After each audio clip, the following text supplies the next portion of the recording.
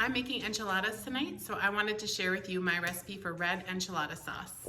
Before we get started, I wanted to talk just a little bit about the chilies that I like to use in my red enchilada sauce. So there's a ton of different dried chilies that you can use, all in a varying range of spice or heat level. Me and my family kind of like a milder spice. I like mine a little bit medium, but the rest of my family likes it mild. So I tend to make mine pretty mild. So these is the combination that I like to use. And you can do your research, do a quick Google search on spice level and dried chilies and kind of find the corresponding fresh chili they go with. And that can help you determine how spicy it will be. So I like to use ancho chilies, which is like the mildest you can find. The fresh version of this is gonna be a poblano pepper. So very mild. I like to use this as like the majority of the sauce that I have.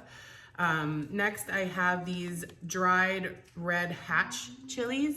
So these are similar to like an Anaheim chili, but hatch chilies and Anaheim chilies are a little bit different. So these are just more of a medium spice. And then these guajillo chilies, I can't quite recall off the top of my head what the fresh version of these are.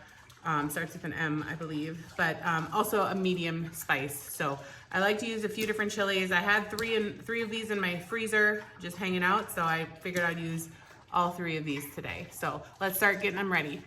Okay, so I do like to wear gloves for this part because I don't like once that capsaicin gets in your skin, it can take a long time to get rid of it, no matter how many times you wash your hands. So I like to wear gloves just to try to avoid that, that little burn that you can sometimes get. But we need to reconstitute these. So there's a couple ways we do it. I like to use hot water and soak them for a while. You can also do it on a cooktop or roasting them.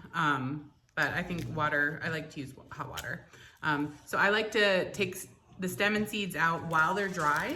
They kind of just shake out like red chili flakes at a pizza joint. So nice and easy when you do it that way. So I'm gonna continue doing that. Fair warning also, chilies will stain. So I always use my big bowl that has the orange chili stain on it. So if you're gonna have a bowl, use stainless steel glass or just be prepared that it might stain. If anyone has any good tips on how to get that out, please feel free to let me know. But I'm gonna continue de-stemming and de-seeding these and we'll rejoin each other.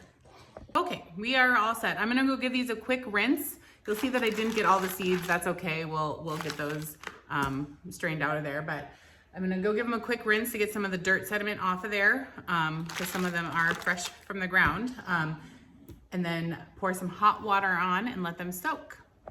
They're all washed up. Got some hot water. There we go.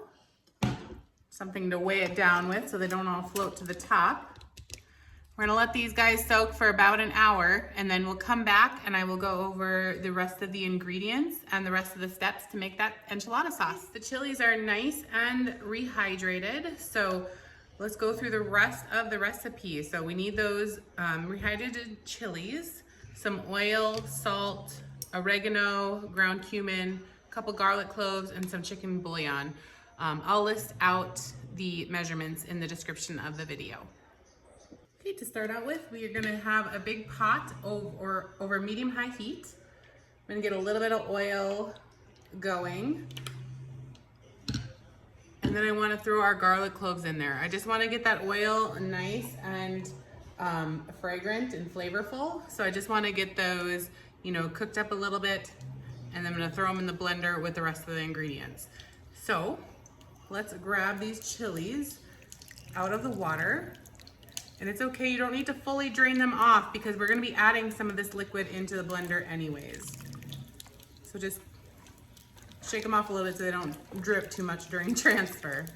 But, all right. Here we go. I think I got them all. That water gets kind of dark, so I can't see, but I think I got them all.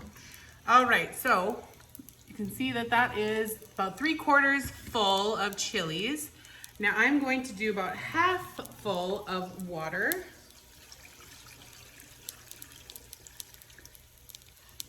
Now I don't use a roux or anything in my enchilada sauce.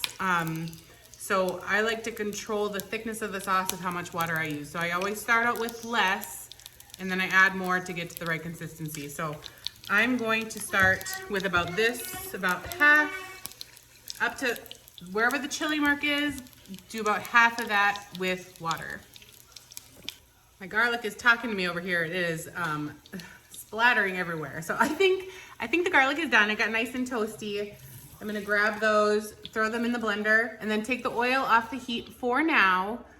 We are going to come back to that. Okay, now I'm gonna start with my seasoning. So I'm going to start with about half a teaspoon of cumin. I don't have much oregano left, but I think I have just enough. We'll see how much this is. I'm just gonna do a quarter of a teaspoon of oregano. And we're gonna start with half a tablespoon of chicken bouillon powder. I'm not adding any salt yet. We are going to mix this up. I'm gonna give it a taste, see where we're at, if we need any more spices, salt, chicken bouillon, anything. So let's get this over and blended. Here we go.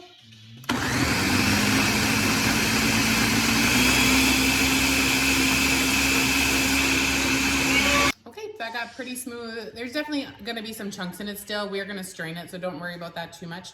I'm gonna give it a little taste to check where we're at. Ooh, it's got a little kick to it. I am gonna add a little bit more chicken bouillon and then blend again. Okay, this is looking really good and it's about the consistency I like, so I didn't even add any more water. I went ahead and dumped out that water that I had reserved and I rinsed it out, and now I got my fine mesh strainer. So you definitely need it to be fine so you can catch all the seeds and the skins and stuff as you strain it. Cheesecloth would probably work too. So let's go ahead and strain it. This process you just have to be patient with. We got all the way through it. We got all these skins and seeds left in here and a beautiful smooth sauce underneath. So let's get it cooked. Okay, you want to bring your garlic infused oil back onto the heat on a medium heat, and then we're going to fry this enchilada sauce in the oil for just a few minutes to get rid of some of that raw chili flavor. So be careful when you add this and make sure it's not too hot because it will splatter. And like I said, it stains very easily. So we're gonna get this in here. And we're gonna cook it for a few minutes. Okay, this has been bubbling pretty good for a solid 5 minutes. I am gonna just give it another taste here to make sure we get it all the seasonings right after we have it all cooked up and have that garlic oil and everything in there. That toned down the spice a little bit. That is perfect. I am gonna add just 1/8 teaspoon or so of salt. I think it needs a little bit of just plain salt in there, so. Give that a good stir, take it off the heat, and you are ready to make your enchiladas. Now this can also be a really good base and a lot of other, various red chili kind of Mexican dishes, pozole, tamales. If you put it on, like, if you want to cook some pork in it, make a really good red chili pork, slow cooked, nice and tender. But we're using this tonight for some enchiladas, so I hope you give it a try.